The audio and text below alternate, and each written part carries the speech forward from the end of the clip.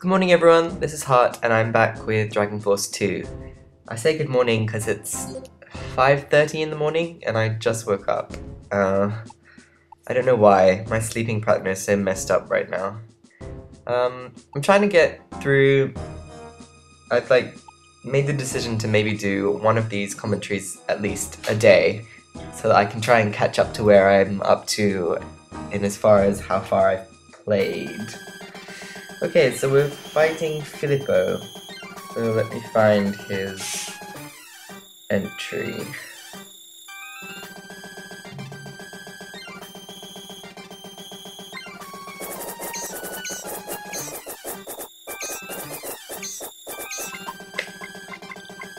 There's this guy.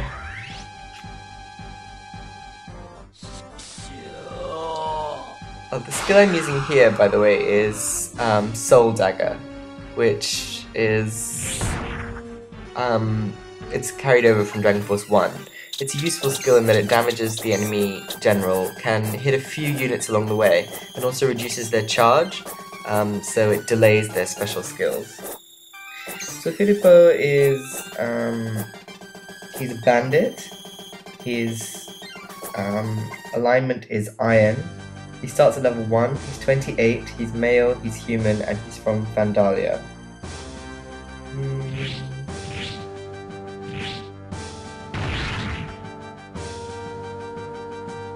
His family were killed by a subordinate of Telsia of Vandalia, and so he managed to escape and is now a refugee, which is kind of interesting. Let me tell you about Bandaz, who's the bandit I was using, who had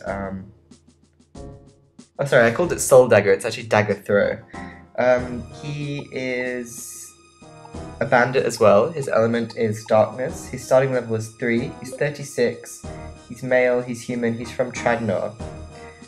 And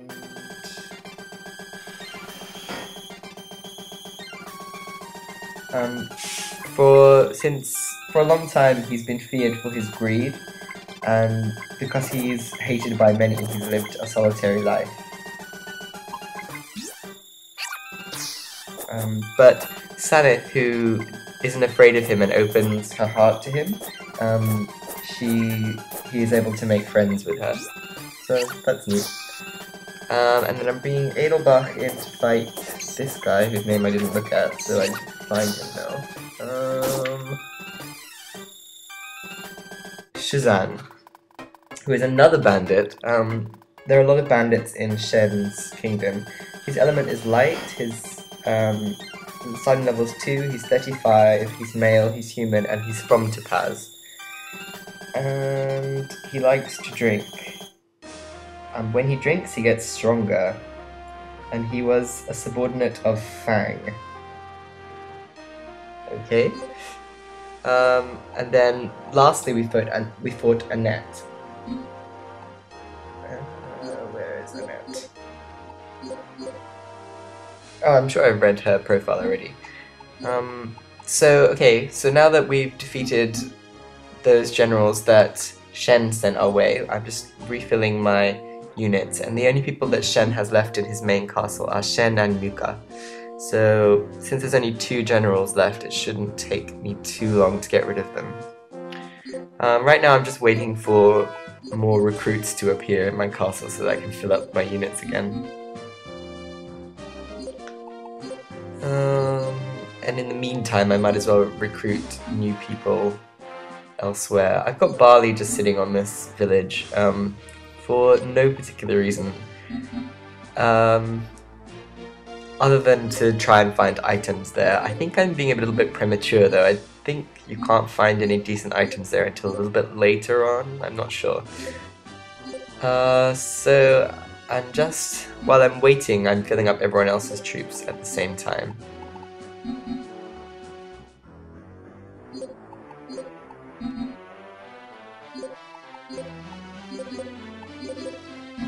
Whenever you convert a prisoner of war to your side, where they're being held hostage, the castle that they're being held hostage in, they will then occupy that castle.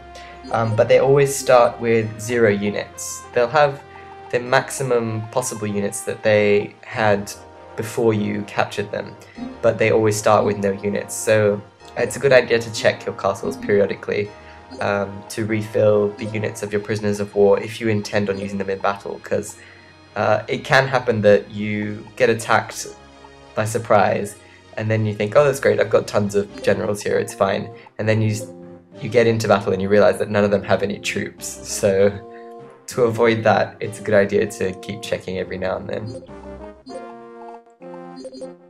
Okay, Bandaz has units, now Laura has units as well. This phase is almost finished. I rarely put many troops within my actual home territory. The 3 castles that surround Silver Castle, these 3, Grey Castle, Silver Castle, because nothing really much ever attacks you there. I say nothing really much because something does happen later, but it kind of doesn't really make a difference what you do. So this is the end of that phase, so I'm searching all of my castles for new recruits and items. We got a loyalty book there, which is actually, I think the first time we picked up that item. It's an equip, an accessory that boosts loyalty. Friendship coins, loyalty books, and I think there's a loyalty ring as well, are good for equipping to units that you are worried will leave your side.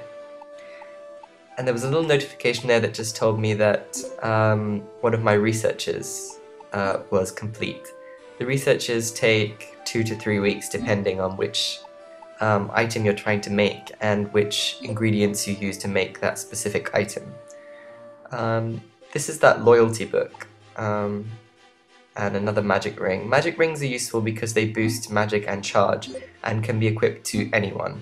There's a better book, I think it's the Magical Guidance book, which gives you a better boost in MP, but only mage type characters can equip it, so it's not so useful for putting on your warriors or your bandits or any other type of unit. So the research that I finished is this one, which is the Flying Mechanical Soldiers unit. So I'm going to put it on Edelbach, I think, because he's kind of I suppose he specializes in the mechanical units. So now he has mechanical soldiers, battle elves, and flying mechanical soldiers. And I'm going to boost the number of flying soldiers up so that he can have so I can change his troops to just mechanical soldiers in the next phase. Here I'm just checking who fought, and so if they're not a unit that is always going to be loyal to me, I need to give them merits to prevent them from turning against me. And I'll give one more Birdman medal to Denny, so now she can have 100 troops, which leaves me with 2 merits left. And I'll give one more to Bandaz. I quite like the bandit type units in this game because their attack animation is quite quick, and I think the dagger throw is a pretty useful skill to have.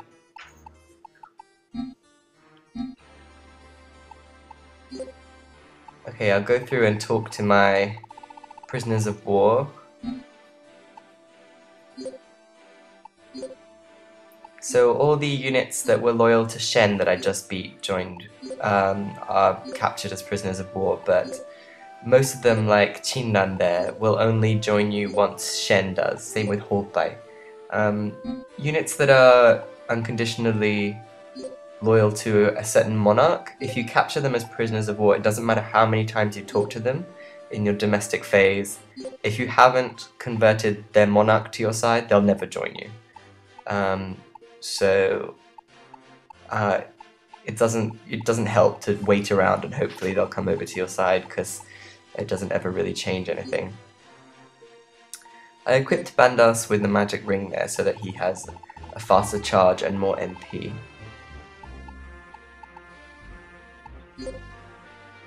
and I gave Laura the loyalty book. I'll take a quick look at the research here. You can see the only research that I've actually completed is the flying mechanical warriors, and then the only ingredients I have are magical crystals, and I think that was soldiers. I'm not sure, I didn't look. But any research that you successfully create a recipe for will stay in your list of pre-recorded recipes, so that's quite handy. If you are trying to experiment to find out new ways of making new items, if you are successful, the game will record the recipe that you came up with, so you can always recreate that particular recipe successfully without having to choose your ingredients individually. Also, certain researches, there's usually about 5 ways to make the same item using different ingredients. So, and some can be a little bit faster, so it pays to look around sometimes. Topaz 国王様、お話を聞いてください。いかに俺がお人よしでも自分の国を攻められちゃ黙っていられないぜ。そうだろう、お嬢ちゃんよ。こんなのガキじゃない。シェン様、やっちゃえ。 So even though, as always, Sanith, when she approaches a new monarch, she says that there's something that she needs to talk to them about. They always say that they can't abide by someone invading their kingdom, and so you have to fight. And then the 2 girls that you saw at the end of that little period are 2 of the fairies that Xhen has on his side. So who are fighting Muka? And I think she's going to use a skill here, yep. This is the first time we've seen Flame Cannon, which again carries over from the first Dragon Force. So let's find Muka. I find the beast shaman people are just ridiculously tall. So she's a spirit user, or I suppose a sage maybe. Her element is fire, she's level 3, she's 17, female, a beast, and she's from Bozak. She finds it difficult to trust other people, but once she does get their trust, she never lets it go. Or she never lets them down. And then I'm bringing in Sanith to fight Xhen.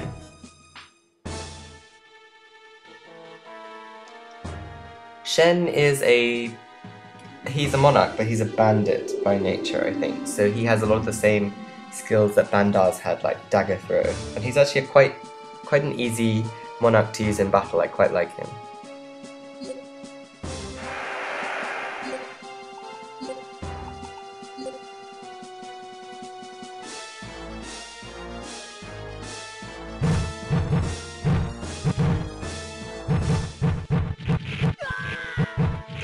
Okay, Xhen.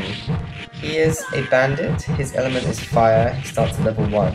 He's a 23-year-old male human, and he's native to Topaz.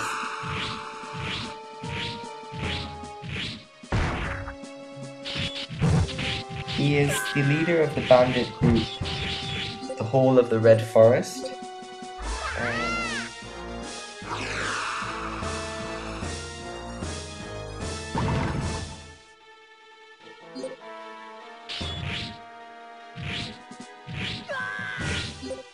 After he was born, he became a bandit, but he couldn't abide by the corrupt rule of the current King Giron, so he turned against him in a rebellion. And his aides are Lyra and Lily, who were the 2 fairies that we saw just now.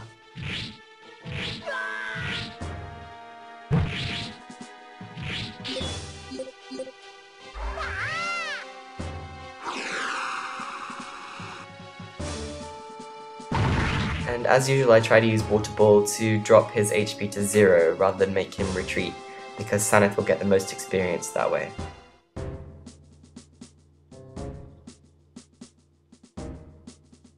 And we captured Xhen, and we'll have to wait until the next domestic phase so that we can talk to him and convert him to our side.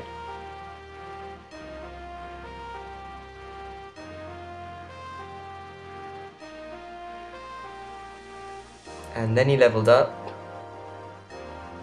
And she learned Hyperstorm, which is good. It's her first spell that isn't just healing. It still doesn't damage the general, but it's at least useful.